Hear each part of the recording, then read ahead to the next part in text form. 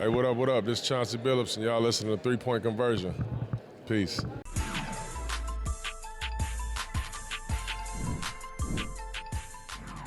You'll be back at the 5. It was fun. It was fun. It's better to get a win, so great for us to win. You guys did not have Rudy, obviously, but what did it take to kind of play the sort of defense that you guys were able to without your big man in the middle there? Team defense. We had to switch the game plan up a little bit.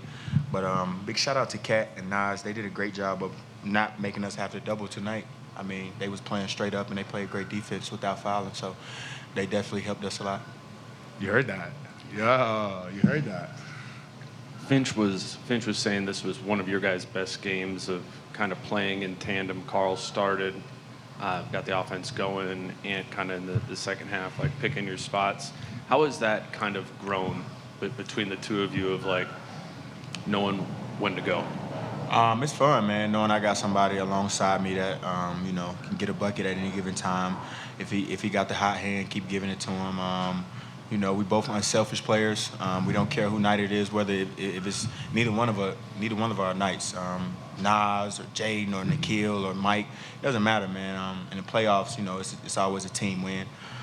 And Kat did a great job of starting it off tonight because I definitely came out sluggish and slow. But, eventually Kat gave me some energy and I found it.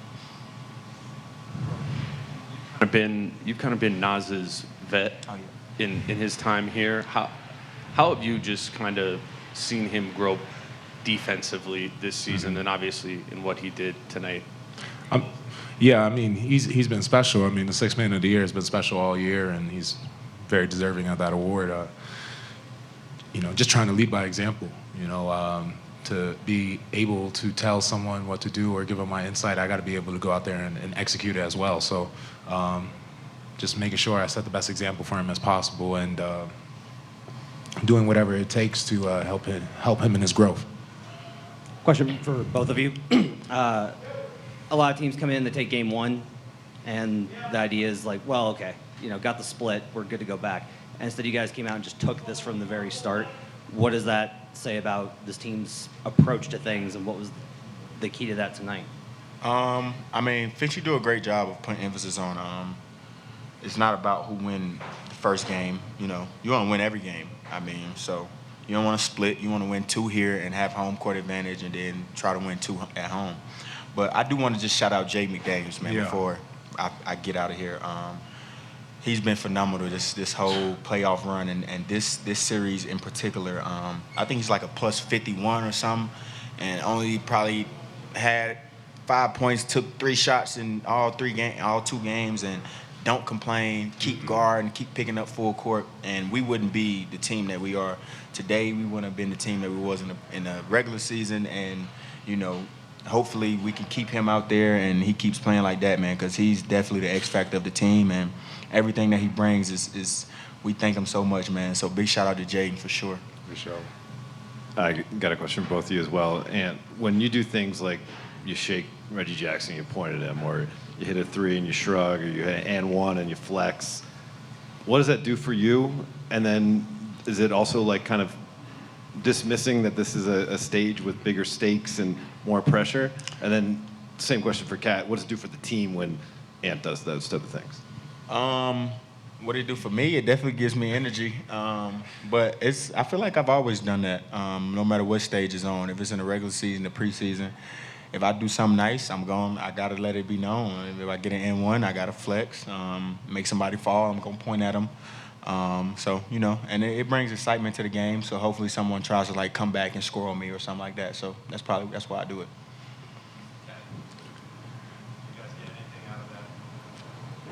Hell no. Let me put it like this. When Ant's out there talking his shit, I know that we in for a good night. And Chris was in here earlier talking about how you guys really smelled blood in the water a little bit with the way you guys were defending. What do you think this team is learning about developing a killer instinct right now? I think we're doing a great job of just trying to just pick them up early, like put pressure on everybody, pressure the ball, pressure the passer, don't let it. Cat do a great job of just pressuring the entry pass. Don't let it be easy. Nas fronting, Cal fronting, trying to get our hands on everything, touching, pushing, being physical. I think that leads to the defensive plays that we make. And like I said, man, once again, Jaden was everywhere tonight. Steals, deflections, blocks, rebounds. He was everywhere tonight, man. So, he plays a major role in all of those defensive efforts that we have out there. For both of you, what was your perspective when Jamal Murray threw the heating pad on the floor? Like, did either of you actually see it happen? And Nope. then what was your reaction just sort of upon learning that had happened? Yeah, I didn't even know like it happened until the ref stopped the play and threw the heating pack off the floor. I thought it was on somebody's back or something. I didn't know it was thrown onto the court. But yeah, that's crazy. No, I saw it. I just was more worried about making the layup. I ain't gonna lie to you. For either you guys or both, a lot of people who had Finch's surgery would have just sat on the couch for a week. What did it mean to you guys that he came and kind of probably pushed through a lot of pain to make this trip?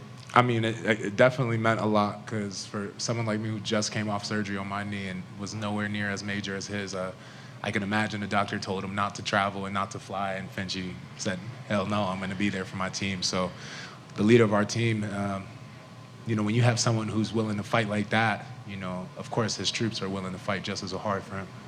That's a perfect answer. Kat, years and years ago when you came into this league as the #1 pick, you were drafted not only for your offensive talent but for your defense and the promise that everyone thought you had. Does it feel good to be getting back to that and showing your capabilities again and not, just being viewed as the stat stuffer and the big offensive player that you were? He was never viewed as a stat stuffer or just a. No, I know that. I'm just saying he was never viewed as that. Especially when I got here, I always thought he was a great defensive player. He just had to put his mind to it.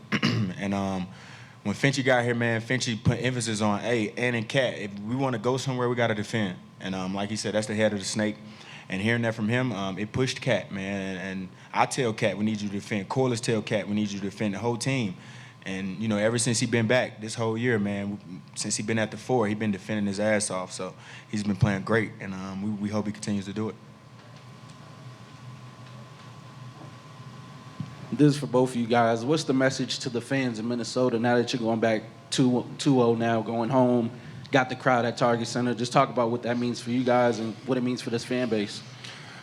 I mean, for us, I think the message we want to send is that, we're extremely honored and blessed that we have this opportunity to go home up 2-0.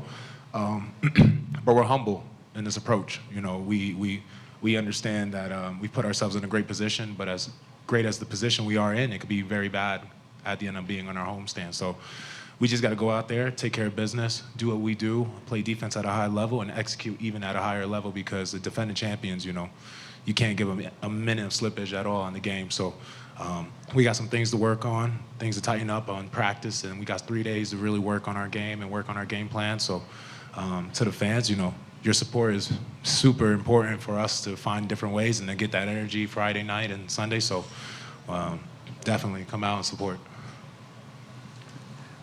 Guys, I'm sure that you guys expected Denver to come out and hit you hard to start the game, some emotional surge, and when that didn't happen, were you guys a little surprised that you were jumping on them as opposed to vice versa? And do you see them being confused at times? Do you see them losing confidence when the lead is sort of spiraling?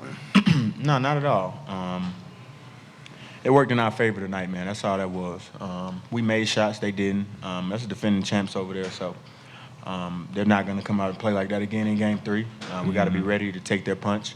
And I always tell the team, like when we huddle up and Finchy say, we got to be ready to take their punch, I say, we're going to punch too. Shit, I mean, they're not the only one punching in the fight. So, I mean, yeah, just like that. They're not the only one that's going to come out punching. I don't give a damn if we go up 3-0 for the Game 4, we're going to come out punching too. So they got to be ready to take our punch, and we'll be ready to take their punch. But, yeah, I don't see no slippage in their games. They just missed shots tonight. They'll be ready to go Game 3, and we will be. Yes, sir.